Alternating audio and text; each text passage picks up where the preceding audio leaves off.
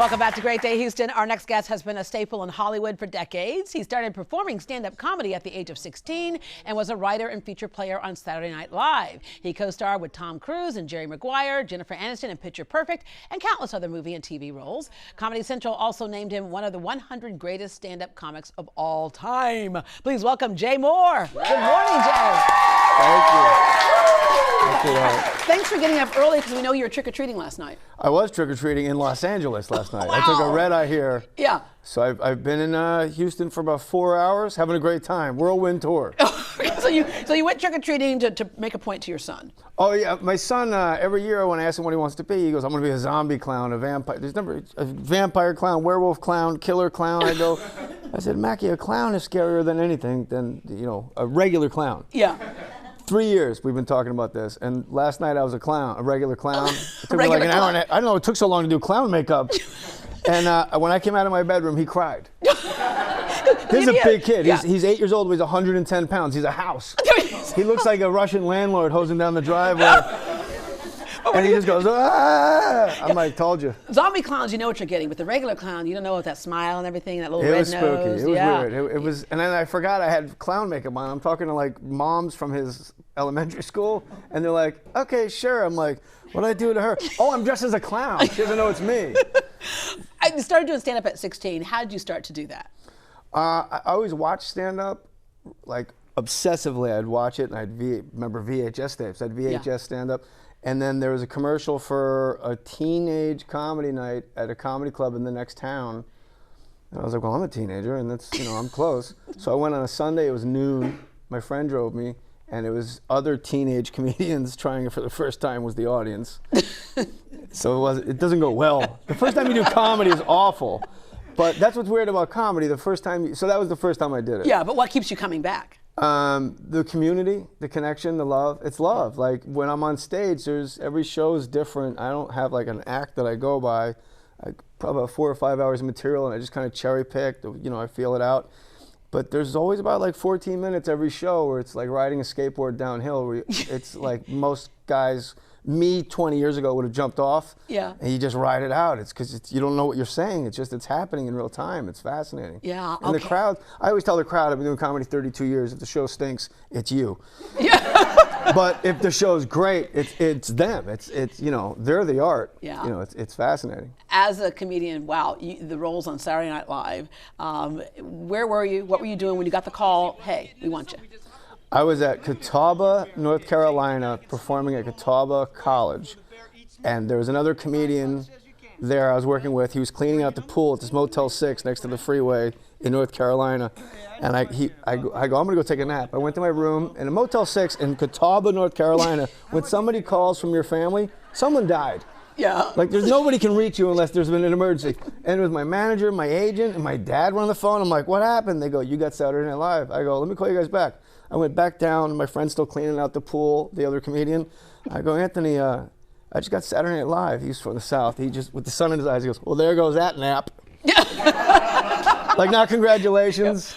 Yep. And he was right, like, I can't nap now. Yeah. What was that really like behind the scenes? Because obviously when things are all put together, we watch it and it's all perfect and fun. But what was that like as a work week? And how did that, every time something changed in the news, you all had to hop on top of it? It's not sustainable, but it's like the longest running show in the history of television.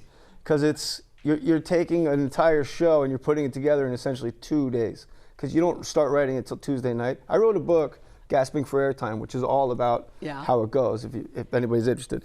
My ex-wives get the money, it's not a plug for me.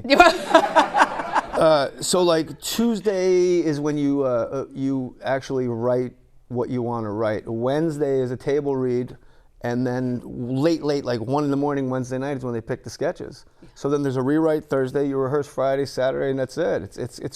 It shouldn't work. Yeah, but it works because it's the spirit of the place is fantastic. I mean, I went to work with Chris Farley every day. Yeah. I mean, it was just. When you had crunch time, you had to do it. He was the most beautiful man I've ever met in my life. Yeah. He was like he swallowed Christmas lights.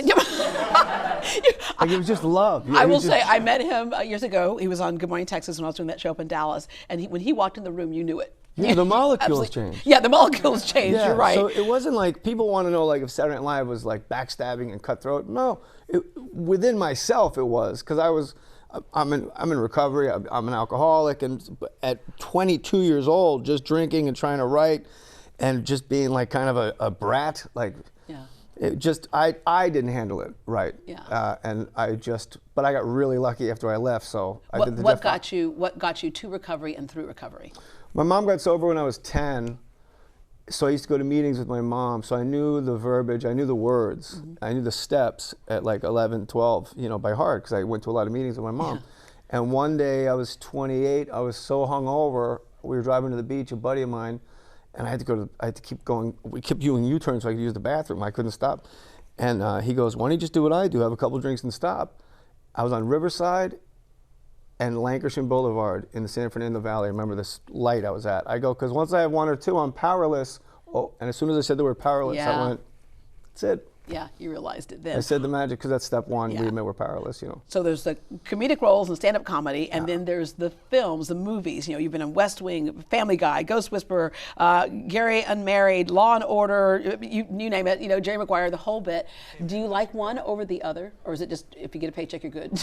Over stand-up or acting? Yeah, stand-up and comedy. It's a common question, and I finally have, that's my first movie. I didn't know what I was doing. Yeah, right. That's the you were first doing it, day and on you were my looking first good doing movie, it. and I have to fire Tom Cruise. Wow. All I could see when I look at that is that's before I had my veneers. My teeth are crooked. No, but what's interesting, obviously, about movies is that when you're as an actor doing it, you don't really know how it all plays out because the cameras are shooting. You don't need to see it right away, right? Like Saturday Night Live, you pretty much were on top of it. Yeah, and stand-up's immediate. With film, it's you really.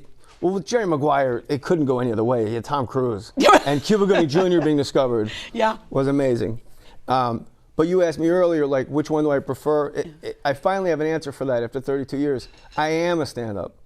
Like, that's what I am. So it's not either or. Yeah. I love acting because I get to play make-believe. If I had to choose one for the money, I'd love to do a sitcom the rest of my life.